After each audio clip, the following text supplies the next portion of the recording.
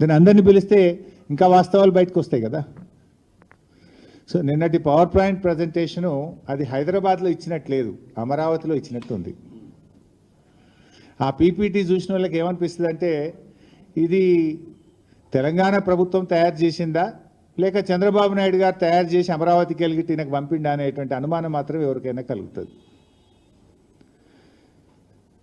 ఇలా బనకచెర్లను ఆపాలనే చిత్తశుద్ధి మీకుంటే మీరు చూపాల్సింది ఏంటిది? ఆంధ్రప్రదేశ్ ప్రభుత్వం చంద్రబాబు నాయుడు గారు కేంద్రానికి రాసిన లేఖలు, జలవనరుల శాఖకు రాసిన లేఖలు, బనకచెర్లను ఆయన ఏ రకంగా ముందుకు తీసుకుపోతున్నాడో చూపించాలి. అది చూపించిందా మీరు? దాని గురించి ఎక్కడా ప్రస్తావన లేదు. చంద్రబాబు గారు బనకచెర్ల మీద కేంద్రానికి రాసిన లేఖలు కానీ ఆయన మాట్లాడిన మాటలు కానీ నీ పవర్ పాయింట్ ప్రజెంటేషన్లో ఎక్కడ నువ్వు చూపలేదు, దానికి స్థానం దొరకలేదు. ఇప్పుడు కాళేశ్వరం ప్రాజెక్టును అడ్డుకున్నాడు చంద్రబాబు నాయుడు, పాలమూరు ఎత్తిపోతల పథకాన్ని, దిండి ఎత్తిపోతల పథకాన్ని, తుమ్మిళ్ళ లిఫ్టును, భక్తరామదాస్ లిఫ్టును, ఎన్నో తెలంగాణ ప్రాజెక్టులను నేను అడ్డుకున్నాడు. దానికి ఎందుకు నీ పీపీటీలో చూపించలేదు? ఆంధ్రప్రదేశ్ ప్రభుత్వము మన తెలంగాణ ప్రయోజనాల్ని ఎలా దెబ్బగొట్టిందో ఒక్క ముక్కనన్న చూపించినావని నన్ను. అంటే బనకచెర్ల గట్టే బాబేమో రేవంత్ రెడ్డికి బంగారమో లెక్క కనబడుతుండు. బనకచెర్లను ఆపాలని పోరాటం చేస్తున్న బీఆర్ఎస్ పార్టీ ఏమో ఈయనకు సచినపాము లెక్క కనబడుతుంది.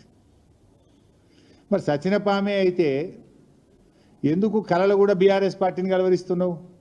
అసలు నువ్వు ఉపన్యాసం ఇస్తే కేసీఆర్ పేరెత్తకుండా బీఆర్ఎస్ గురించి మాట్లాడకుండా ఏనాడన్నా ఒక ఉపన్యాసం మాట్లాడతావా నువ్వు? అసలు నీకు నిద్రలో లేపితే కూడా బీఆర్ఎస్ యాదికి వస్తుంది, గులాబీ జెండానే కనబడుతుంది నీకు. ఇప్పుడు నీ పార్టీ కాంగ్రెస్ పార్టీ కేంద్రంలో 11.5 సంవత్సరాల నుంచి ఇలా అధికారంలో దూరంగా ఉంది. అనేక రాష్ట్రాల్లో కాంగ్రెస్ పార్టీ అధికారం కోల్పోయింది. ఈ దేశంలో అనేక శాసనసభల్లో కాంగ్రెస్ పార్టీ ఒక్క ఎమ్మెల్యే సీటు కూడా గెలవలేదు. మరి ఇలా కొన్ని రాష్ట్రాల్లో కాంగ్రెస్ పార్టీ ఒక్క ఎంపీ సీటు కూడా గెలవలేదు. అంత మాత్రాన నీ కాంగ్రెస్ పార్టీ చచ్చిన పామైందా? నేను అడుగుతా ఉన్నా. నువ్వు పిసిసి అధ్యక్షుడిగా ఉన్నప్పుడు ఈ రాష్ట్రంలో ఉప ఎన్నికలు జరిగితే నీ అధ్యక్షతన జరిగిన ఎన్నికల్లో కాంగ్రెస్ పార్టీ డిపాజిట్ గల్లంతైంది. అప్పుడు కాంగ్రెస్ పార్టీ చచ్చిన పామైందా? ఈ చచ్చిన పాము లాంటి చౌకబారు ముచ్చట్లు మాకు చెప్పకు, నీ రాహుల్ గాంధీకి చెప్పుకునేది ఉంటే. ఈ అతి తెలివితేటలు అవసరం లేదు మిస్టర్ రేవంత్ రెడ్డి గారు. నువ్వు మొన్న ముఖ్యమంత్రి అయిన తర్వాత నీ సొంత జిల్లాలో కూడా బీఆర్ఎస్ పార్టీ ఎమ్మెల్సీ గెలిచింది, గెలవలేదా మొన్న? అహంకారంతో మాట్లాడితే ప్రజలు నిన్ను అత్త పాతాల లోకానికి దొక్కుతారు బిడ్డ, జాగ్రత్త అని హెచ్చరిస్తా ఉన్నా నేను. నీకు బేసిన్ల గురించి మినిమం అవగాహన లేదు. దేవాదులు ఏ బేసిన్లో ఉందంటావు, బంకచెర్ల యాడు ఉందంటావు. బాసన్ల గురించి తెలిసినంత ఈజీ కాదు బేసిన్ల గురించి తెలుసుకోవడం. కనీస అవగాహన లేకుండా మాట్లాడి ఈ రాష్ట్రం పరువు తీస్తా ఉన్నావు నువ్వు. ఇవాళ ఏదో సామెత ఉంటే చూడు, భయం లేని కోడట బజార్లో గుడ్డు పెట్టిందట. నీ తీరు కూడా గట్లే ఉంది. ఈయనట కేసీఆర్ను ప్రశ్నిస్తారట. బంకచెర్ల మీద ఈ బొంకుడు రాజకీయాలు బంద్ పెట్టు.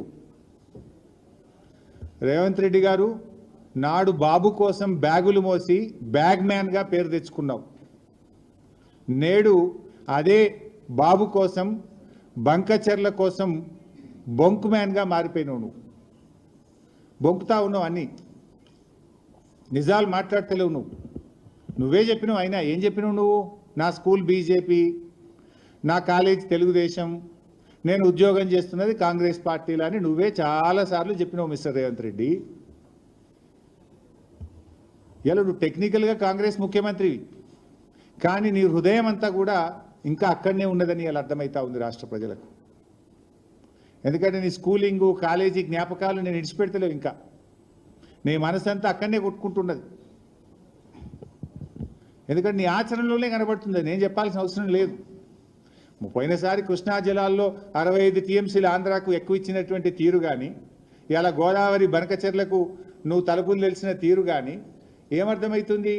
నీ స్కూల్ ఏజ్లో కాలేజ్ ఏజ్లో ఉన్న ఆ చంద్రబాబు నాయుడు గారితోనో తెలుగుదేశం పార్టీతో ఉన్న నీ అనుబంధాలు ఇంకా నువ్వు మర్చిపోలేకపోతున్నావు. ఇవాళ స్పష్టంగా నేను ఆధారాలతో సహా చెప్పదలుచుకున్నా. ఇప్పుడు చంద్రబాబు నాయుడు గారిని ఈయన ప్రజాభవన్కు పిలిచిండి ఈ మధ్యలో, పోయిన సంవత్సరం మీ అందరికీ తెలుసు. జూలై 6, 2024 జూలై 6, 2024 నాడు 2 రాష్ట్రాల మధ్య సమస్యలు పరిష్కరించుకుందామని ప్రజాభవన్కు చంద్రబాబు నాయుడు గారిని ఆహ్వానించాడు. ఆహ్వానించిన తర్వాత ఆ విభజన హామీల ముసుగులో గోదావరి బనకచెర్ల చీకటి ఒప్పందం ప్రజాభవన్ ఆధారంగా రేవంత్ రెడ్డి చంద్రబాబు నాయుడు మధ్య జరిగింది. ఎందుకంటే జూలై 6, 2024 నాడు ప్రజాభవన్లో రేవంత్ రెడ్డి చంద్రబాబు నాయుడుల మీటింగ్ జరిగింది. ఆ తర్వాతనే ప్రాజెక్టు పనులు స్టార్ట్ అయినాయి.